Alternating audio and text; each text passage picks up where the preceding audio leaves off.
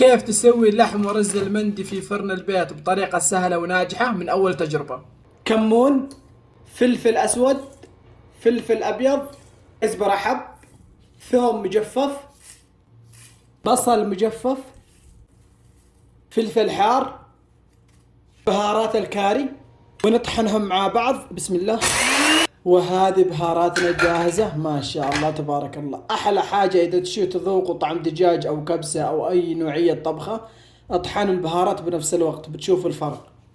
لكمية البهارات هذه بحتاج 3 ملاعق ملح، ملعقتين ملح صيني أو موتو، نخلطهم مع بعض. تمام. طبعا البهارات هذه تنفع للمضبي والشواية والمندي سواء لحم أو دجاج، بس في حال إنه مثلا نسوي مندي نضيف اللي هو صفار الزعفران فقط. لازم تكون كمية الملح باينة في البهارات بالشكل هذا. لحم، نبهر اللحم. تمام.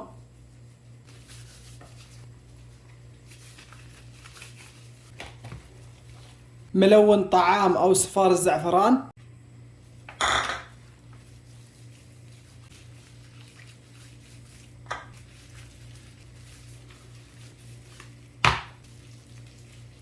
وهذا اللحم جاهز. والآن بجهز الرز. شوية زيت، بصل مقطع جوانح، نكشن البصل قليل، لازم البصل يوصل معانا للمرحلة هذه. بهارات صحيحة مشكلة، رأس ثوم، فلفل حار أي نوعية فلفل تنفع.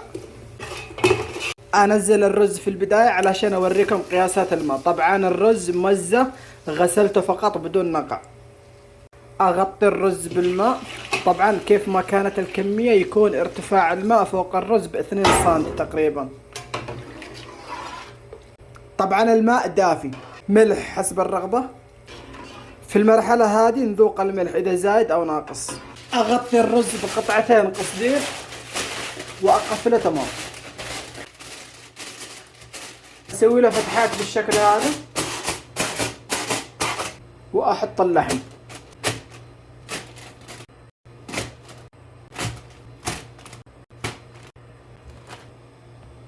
قطعة قصدير، قليل زيت، فحمة، بسم الله، ورق زبدة. نغطي اللحم بورق الزبدة وعلى طول نكتمه بالقصدير. طبعا في المرحلة هذه لازم يتقفل تمام وينكتم مضبوط. وعلى الفرن في الرف اللي قبل الأخير، الفرن ساخن جدا من قبل، يأخذ معي من 2 إلى 2.5 ساعات على درجة حرارة من تحت 200 ومن فوق 160. بالنسبة لي أنا أخليه 2 ساعات هو شغال من فوق وتحت، النص الساعة الأخيرة والفرن طافي ويكون معنا جاهز. وهذا هو بعد 2.5 ساعات بالضبط. بفتحه أمامكم، بس قبل ما نفتحه وقف الفيديو 5 ثواني واكتبوا لي في التعليقات إيش توقعاتكم، الرز واللحم جاهز ولا لا. ونقول بسم الله ونفتح. شوفوا لي ما شاء الله تبارك الله.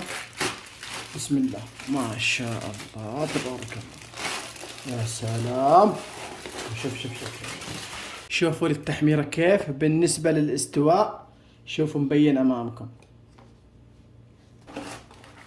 بسم الله. وهذا الرز. طبعا الرز نخليه يهدأ قليلا علشان ما يتعجن معانا بزيادة. شوفوا لي ما شاء الله الرز. يا سلام. هذه اللحمات وهذا هو الشكل النهائي. ما شاء الله تبارك الله. أوريكم الاستواء في القطع الكبيرة.